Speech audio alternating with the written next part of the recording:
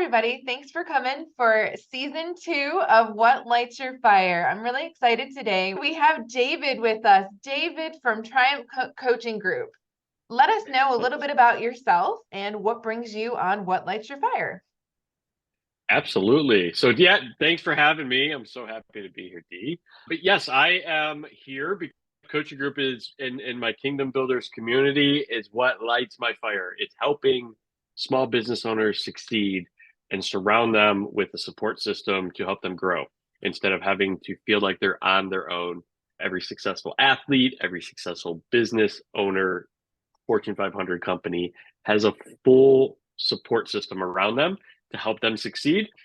So I want to bring that to the small business owners so that they can also do that as well and succeed and reach their goals and their dreams.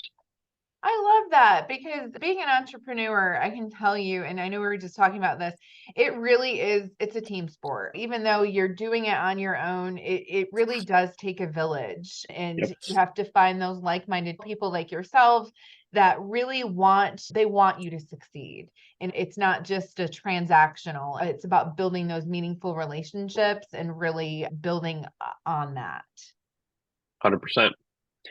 Awesome. So now this is your fire, right? This lights your fire. Yeah. So tell us a little bit about what initially brought you to realize that this was your fire. Yeah. So I've been in corporate working in finance and then executive leadership for the last 15 years. And I've been doing small business consulting part-time since 2016. And what I found is in December, January, I was fire, right? My fire was bigger and brighter and stronger for hearing the stories of my clients reach their goals, hit their monetary objectives, etc., than I had closing a $3 million budget gap in my corporate job. Yeah. So what I decided was I was going to go full time and fully help small business owners succeed. And I did private and kind of group coaching for 6 months, and I still didn't feel the fire was big enough. And that's why over the last 3-4 weeks, I've really dived fully into what I call the Kingdom Builders community.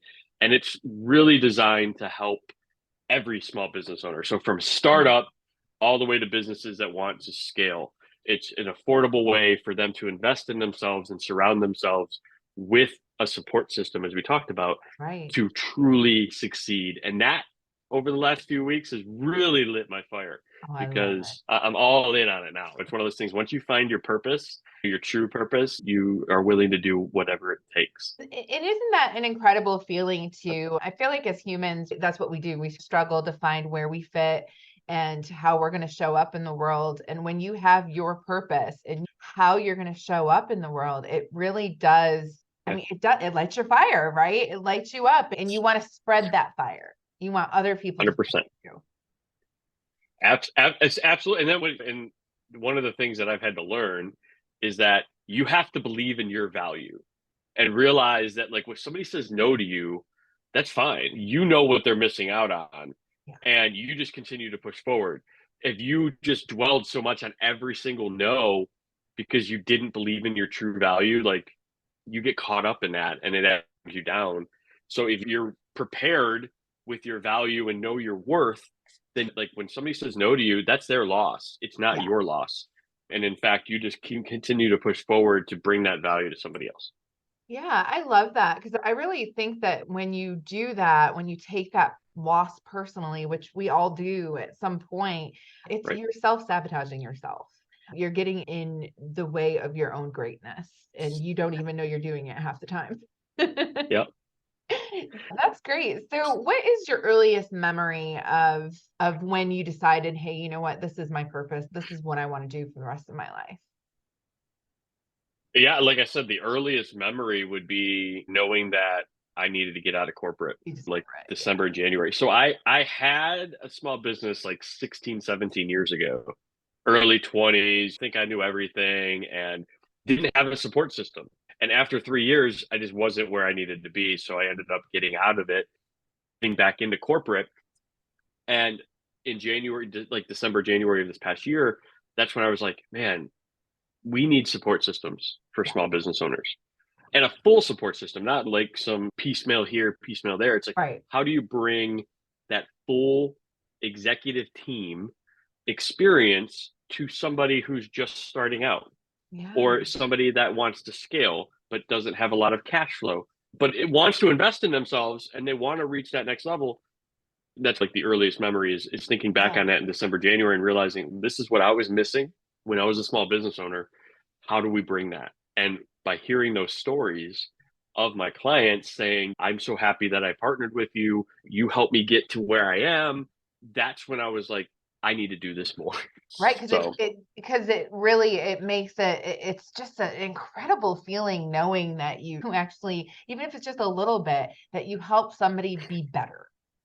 And I think that in society, sometimes we're always about focusing on the negative and focusing on what we can't do rather than what we can do. So having that strong community that you're building is vital right. for someone like myself who felt like I was on an island for years, right? Felt like I was Yeah. isolated, which COVID, of course, I made that a little worse for people, right? Do you experience anyone who's went through the whole COVID isolated thing and is still trying to dig themselves out of that?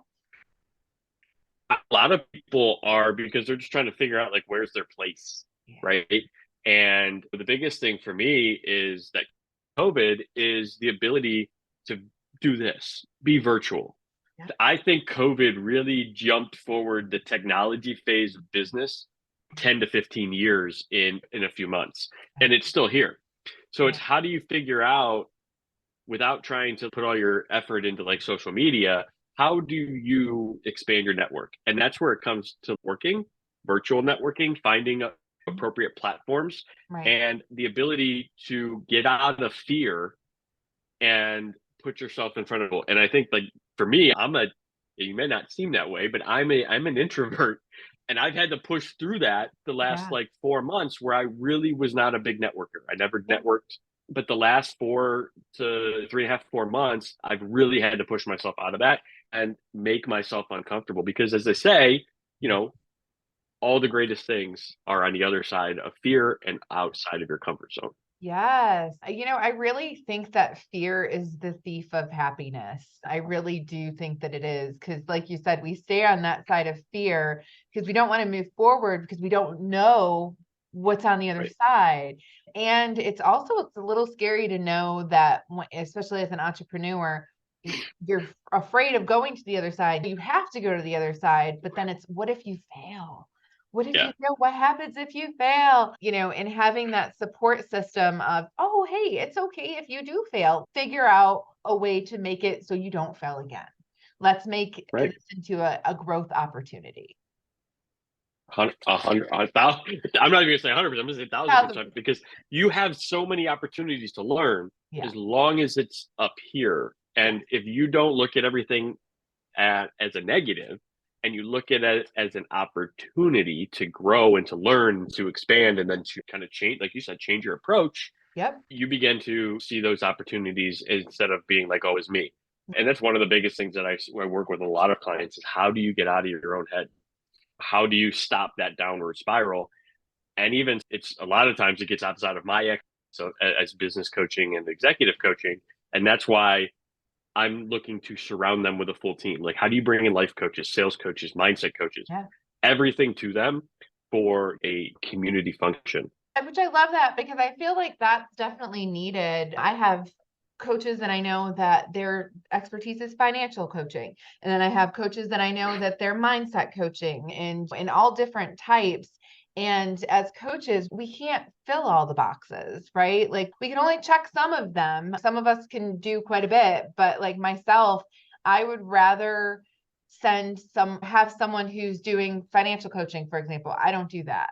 You don't want me to do that, Right. right? But if you want to work through your self-sabotage, then yeah, sure, I'll help. So having that network, maybe I can't help you, but I hear some people that are really strong in what they do and let me send them your way, which is one reason why I love Alignable, which is where we met. is unalignable. And I will tell you, I love how active you are. You said that you're an introvert, and I was like, okay, so you hide that well, because honestly, like unalignable, I see your posts and I see you're very active within the community. And I'm like, yes, this is, what it's about. You're living your Yeah. purpose. You're out there, you're spreading your message. It takes practice, one, right, to get out of your shell, and then two, it's being motivated. And like, whole point is, what's your fire? If you're trying to talk about things that are not your fire, they're not your passion, you're not going to be able to do it. But because of the fact that my passion is literally bringing value to every single person that I talk to, whether Exactly. it's in a consultation or whether Yep. it's my clients and in my community, that's my passion. So I can get out of my comfort zone for that. I can get up in the morning and want to work and interact, or I can stay up late. So I'm always on doing something and Yeah. interacting with something, because it's that fire that is inside me to be successful at this and to bring value to people and help them be even more successful. I love that, because that's really what it's all about. I know for myself, I'll like this morning, I'm not a morning person generally, but I got up this morning at 7 a.m.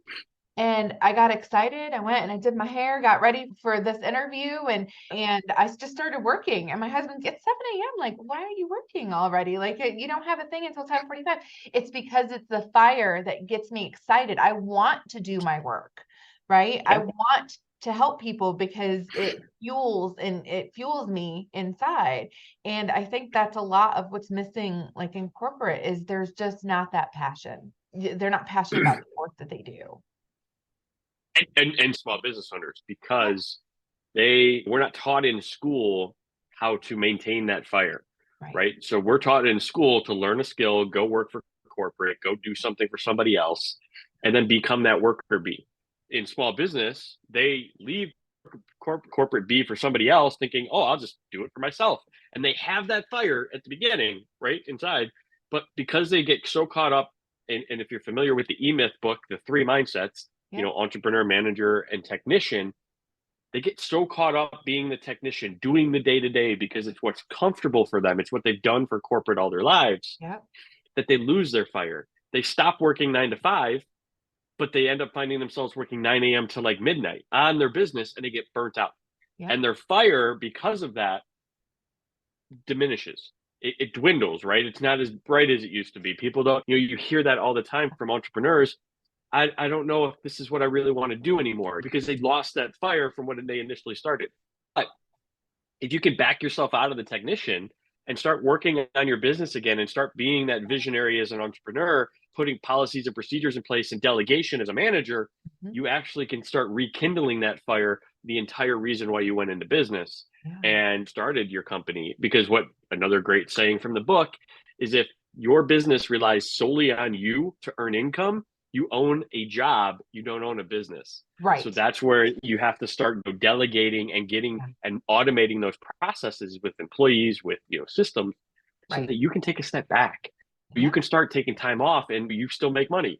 That's the big thing that people don't realize when they get into business, because we're never taught it. Exactly. And that is huge, because you're right. We go to work and we're so used to being that producer and just being on the assembly line, doing what it is that you're told. And the problem is that building a business it is a hive, okay? And we need worker bees, but we need one mission. We need everybody working towards the same thing. And in corporate, a Yeah. lot of times that gets lost, because I'm not passionate about scheduling whatever, or I'm not passionate about doing whatever it is that I do at a corporate job. I'm passionate about helping people. And if I can't see that I'm helping people, I'm going to lose that fire if I Right. don't see that return. And here's where it comes down to corporate too. The biggest thing to realize is that we as entrepreneurs can't push that on our all of our employees aren't going to have the same fire, right, that we have towards our business and towards our mission. But what we can expect from them is to give them a good process. Find out what lights their fire, because there's two different types of people in business that you have as an employee. One is a rock, Mhm. right? They like where They don't want to move up. They just want to do their day-to-day responsibilities, and that's it. They're there for 25 years. You know those people who go into a business, they're there for 25 years, they retire, and they never moved up. They're rocks. That's great. Understand who they are. Mm-hmm. Then you have your rock stars, which are the ones that want to learn, they want to grow, they Mm-hmm. want to become leaders one day. Do not be afraid of the rock star, which a Mm-hmm. lot of leaders are, because they're like, oh my God, they're going to come for my job. Yep. No, you They don't should want also be that. trying to move up. So cultivate the Yeah, rock stars and turn them into future leaders to help you build your business. I love it. So that's when you refer to corporate, like you Mhm. have to understand there's two types of employees.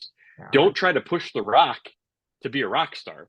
Exactly. You're only going to force them out. And you Yep, need rocks. You need the people you do. to do the day-to-day tasks that the rock stars don't want to do. And then you need rock stars to lead the rocks. Exactly. So they're hand in hand. They're like a positive and negative balance. Yeah. You brought up a good point. Know your people. Also, know who your rocks are, know who your rock stars are, and make sure that they're working harmoniously together and that they know I'm a rock, I'm a rock star.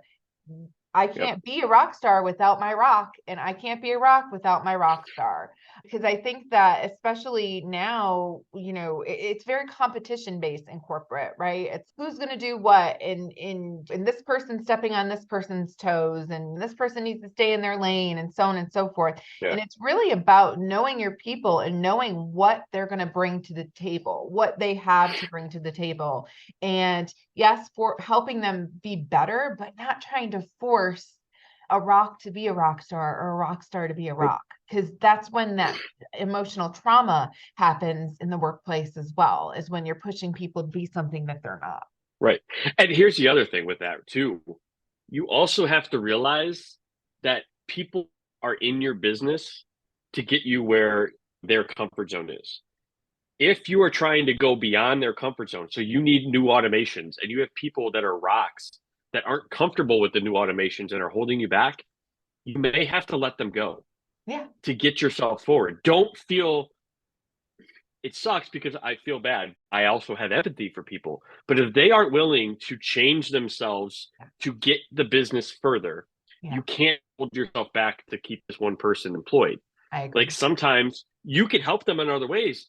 Offer them resume building, offer to contact somebody else who you know in your network that may be looking for somebody like that. Offer ways to help them in other ways than to hold your own self back. That's what I would say.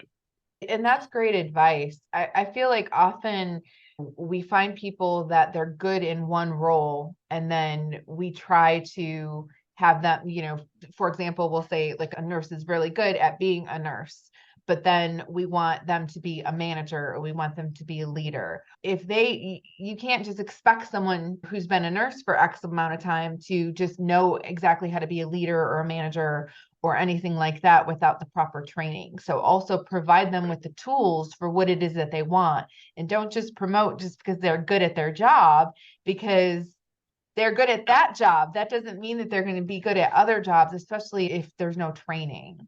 What are your thoughts on that? No, I'm 100% like what I've seen is we try to promote a lot of people and then you don't give them training.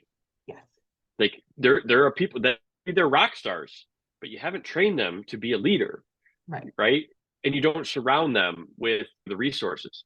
Give them a leadership coach or give them a leadership training. There's Yep. so many great programs out there, and pay for it. Don't expect them to pay for it as a benefit, because it's only going to benefit the owner of the in the Mhm. long run, because now you got great leaders in your organization and they know that you're invested in them. Once an employee feels that they're being invested in, they feel invested in the company at that point. They do. Yeah, absolutely. And what's funny, because I feel like this is not a new concept, right? Invest in your people and your people will work harder for you.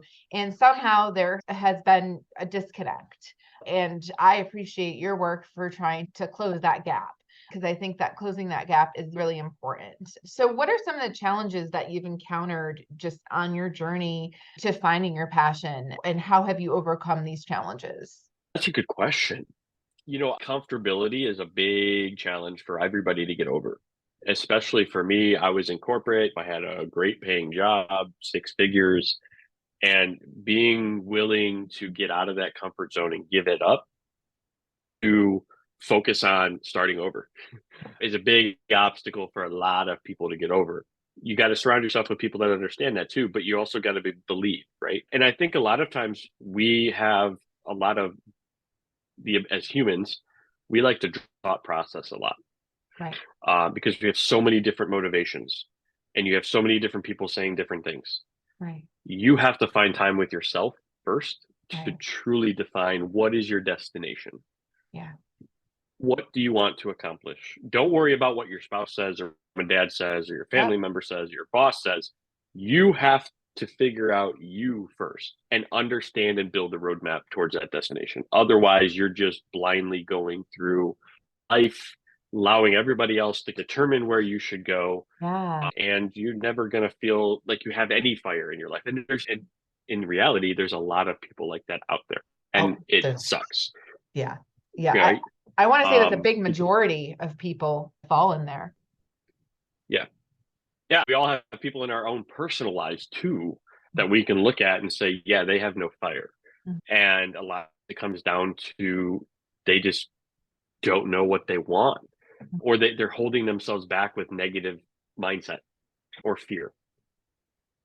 So they don't know how, I think is the biggest thing, is maybe they want to change. I talk to a lot of people, they want to change, they want to be better, but they don't know how. They don't have the skills themselves because no one's ever told them really it's okay for you to want better. It's okay for Right. you to want to be happy instead of putting this negative tag on it like everything's got to be negative. And it's Right. not. We want people to be happy, right? 100%. And as I said earlier in the conversation, right, we are literally from the moment we enter school to really just have the ability to follow a curriculum, follow a step by step process. We aren't necessarily taught to have freedom of our own mind. There, you're taught a skill in college to then go out and get a job, or you're taught in a technical school if you don't go to college, which that's another one, right? Like we still need all those technical skills, but you can do it if you have a fire to do it, but you can also do it for yourself and you can build a future out of that. Right. But we're never taught any of that. No. And like you said, nobody knows how. So it's surrounding yourself with reading, right? Is a good one. Podcasts like this are great ideas to just get that motivation, Yeah. because that's when you can start building the fire, right? These types of things like videos, podcasts, reading articles, those are kindling. Yeah. When you think of the fire, those are the kindling. You then have to internalize all of it for yourself Yeah. and actually light the match. We can't do that for you. We could put everything there in front of you in your fire pit, but you, as the listener to this message, have to actually light the match and throw it in the fire pit to start the fire. We Yeah. can't do it. Yes. We want to help you do it. Yeah. You're giving you everything to start it. We'll give you everything to keep it going. Yeah. And guidance and community and Yep. advice. All of it. But until you light that match yourself, we're just here doing it for other people that have lit the match. Yeah, exactly. My dad used to say, you can lead a horse to water, but you can't make it drink. And that's so true in so many ways. You can give people all of the tools that they need, but if the person internally doesn't want to change or doesn't feel that there is a need to change or that there's nothing Right. wrong with, them currently or their behavior or whatever, they're not going to do it. They're not going to change. And here's the thing to follow that up with. Yeah. Don't expect it to just happen overnight. Oh God, no. I have actually fired clients because they wanted get rich quick. They thought that if they did it was going to turn over and the next day be implemented and be great. You have to understand that anything worth doing, you have to continue to do with repetition. This universe that we live in is not meant to just be a get rich quick scheme. Right. Okay. And if you're buying into any of that stuff, you're going to get scammed. Yeah. Okay. Have to understand, you light that match, right? And you start that fire, you are going to have to work your butt off. So if you have a 9 to 5 job, you're going to have to go to 9 to 5, and then you're going to have to come home and you're going to have to work 6 to 12 on yourself. Yep. Right? Or wake up at 6 a.m. and work till 8, right? And then still come back home and do more. You have to do the work Yeah. to the vision that you have at the end. It doesn't just happen. You're not going to light the match and then Dave and Dee are going to say something and you're just going to see it tomorrow. I've had to fire clients because they're getting upset and they're willing to change. Yeah. We'll talk through something. We'll talk through a strategy. We'll talk through a change. We'll be in agreement. And then after a day or two where it didn't change and things didn't go quite the right way, they gave up and they go back. And it's like, well, what are you doing? And at that time, I'm not going to waste my effort. I'm not going to waste my time. You have to be willing to work. That's the biggest thing.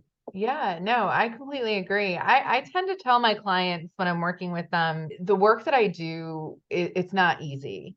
It's also not quick. It's not a quick fix.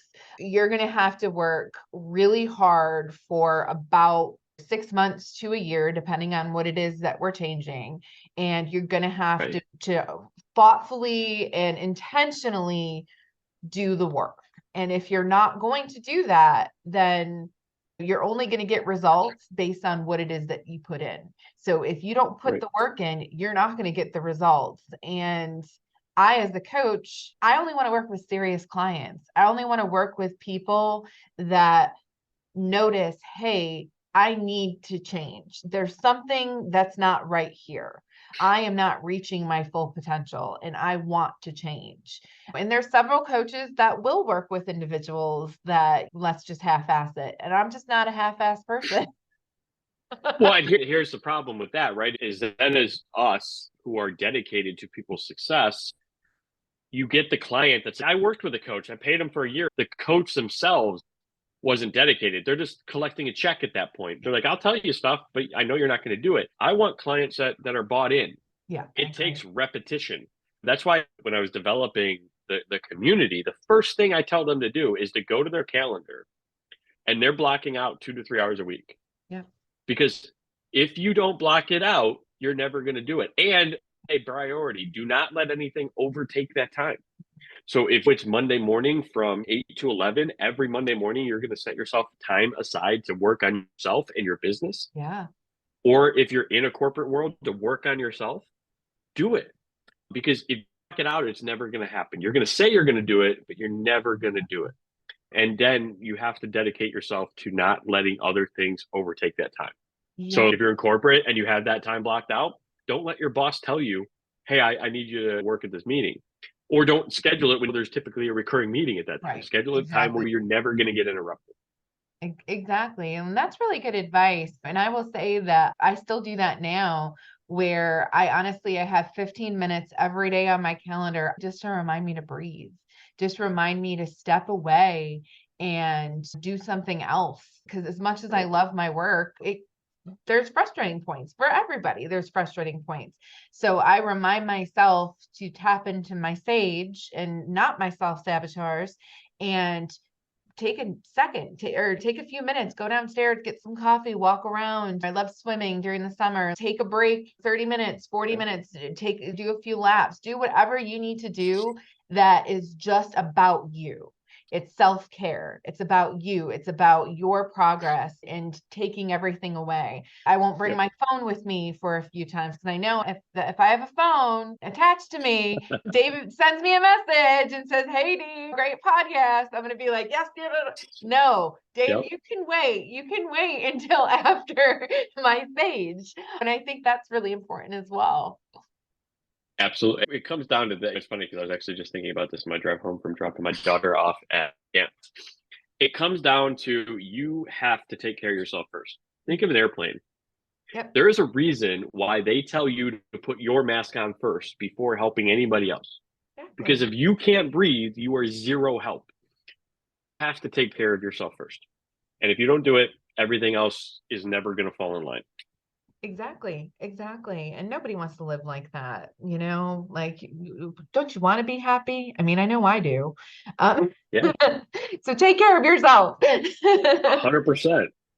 And it's not going to be the same for everybody. Like a lot of people aren't going to get that comfort or that reset by taking a walk, something else. Maybe it's reading, schedule, time to read for 15 minutes, whatever it is. that makes you happy and you reset is what you need to do. Yeah, no, I 100% agree. I have really been enjoying this conversation. The next thing that I want to talk about is I want to know what I can expect for you like in 10 years. So when we have this conversation in 10 years again, we're going to meet up and I'm gonna be like, tell me all about your business. Tell me about what you've accomplished. What are you going to tell me? 10 years. Or five. Let's do five. We could do 5 years. No, 10 years is great. It's just Perfect. over the last, like I said, few weeks, the entire vision is build a community. In 10 years, this community is going to be thousands and thousands of strong business owners succeeding, learning together. We're going to have big, huge annual events where we have big speakers. Like it's truly going to be the game changer in small business, right? We are going to shift and tilt that teeter totter of strength from big business, which is where it's tilted to today. We're going to be tilting it back towards small business and one person at a time. After COVID, so many small business owners left, right? Because there was no support for them. They closed doors. It was too hard. And now we have people that don't even want to come back to work. So it's how do we help them, grow again? How build them stronger than they were before? So in 10 years, we're going to have thousands of business owners as part of this community. We're going to be adding millions and millions of dollars to people's bottom line and their profit. And it's going to be wonderful. And we're going to have this and we're going to be doing it in other ways as well. So 10 years is a great time for me to look forward to. Now, I may be almost 50 by then, but I don't care. You're going to be almost 50. I'm going to be over 50. So yeah, I will be almost 50. I guess depending on the timeline, I may be 50 by that point. So, well, yeah. I mean, 10 years is huge. And it's also the ability to break it down into manageable goals. So I actually heard of the concepts from my other coaching group that I'm actually a part of, and the idea of doing a 100-year plan. Like, what is left after you're gone? What are you trying to leave that is going to impact the world after you're gone?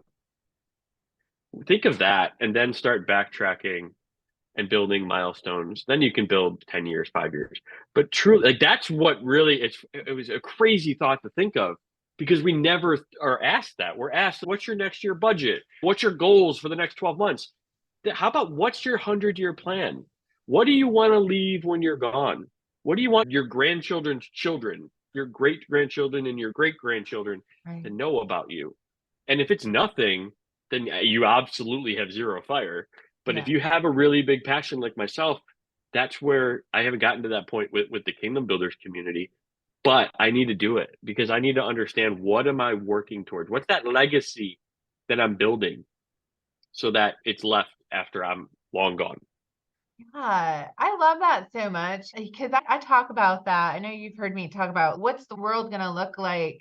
What's the positive impact that I'm going to have on the world? But I feel like I've never actually sat down and thought about it, did a reflection about it. Like it's more, oh, in this world, my daughter is going to be able to do this and my son's going to be able to do this. But I never really think about my specific plan. So thank you so much for that. I'm definitely going to be You're welcome. I like that. We'll kind of Dave them. Well, a little Dave them. Well, I got it from somebody else, but hey, I'll take it. You take it. And and I'm stealing it. So as long as we're all reflecting, right? So is there anything else that you want to share with us before we end today? Any wisdom that you can give people?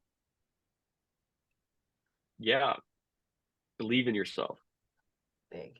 I think the biggest thing that we all get caught up in, especially as human beings, is that fear of the unknown. And in reality, like the worst fears that we can think of are never going to come true. Everybody thinks, for example, one thing I run into in a lot of discussions, people fear if I increase my price, I'm losing all of my customers. Right. Everybody's going to go away.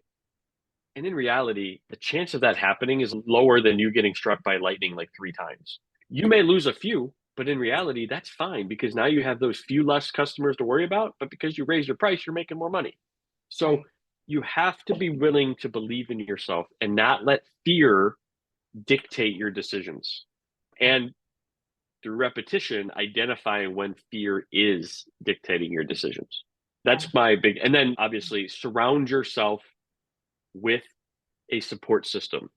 Don't heed the advice of your uncle who has never ran a business, Yep. has always stayed in the same job, and he wants to tell you that living your dream isn't worth it.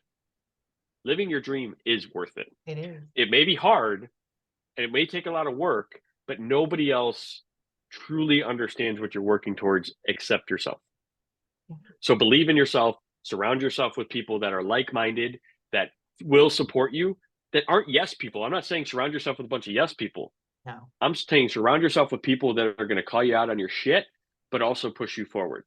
Yeah. And I don't know if I can swear in this thing or not, but I apologize, but it's true. Call you out on your shit. Look, I swore to. Don't worry about it. Yeah, there you are. Cool. So, well, no, it's true though. It's true. You really do. And that's one thing I try to have those people around me as well, where I don't want someone that's just going to agree with me blindly. I want someone that's going to be like, did you really think that through? Or, and really talk to me with that. And that's how I approach my clients as well, is I'm going to ask you those tough questions. I'm going to ask you those questions. They're probably going to make you uncomfortable, but they're questions that are going to help you be better. They're questions that are going to help you do that self-evaluation. And if you're scared or you're letting fear hold you back, then of course you're not going to want to answer those questions. But when you really look at it, the uncomfortableness, you have to embrace it. You have to embrace that fear, or else you're not going to move forward. Yeah. And one of the other things, a biggest thing that I've run into too, is that every business owner thinks that their business is so unique that they have to do things so uniquely in their business. But in reality, the main successful strategies for any business can be applied to every single small business owner. You have to be willing to accept the coaching, right? Like we aren't here to be your coaches are here to be your partners. Okay. We are here to get more out of you that you couldn't get out of yourself. And as you mentioned, we're going to ask the tough questions. We're going to push on things to get you out of your comfort zone. Yeah. So that you don't continue to fall back into what hasn't worked before. We're going to know where you were and we're going to know where you want to be, and we're going to continue to push that. Exactly. And it's a lot of times it's going to be uncomfortable, right? But what it comes down to is trust in yourself, but then also trust in the coaching partnership that we are forming, to know that it's going to work and that we're on your side. I love it. I love it. That is great. And I think we'll just go ahead and end right there, because that is perfect.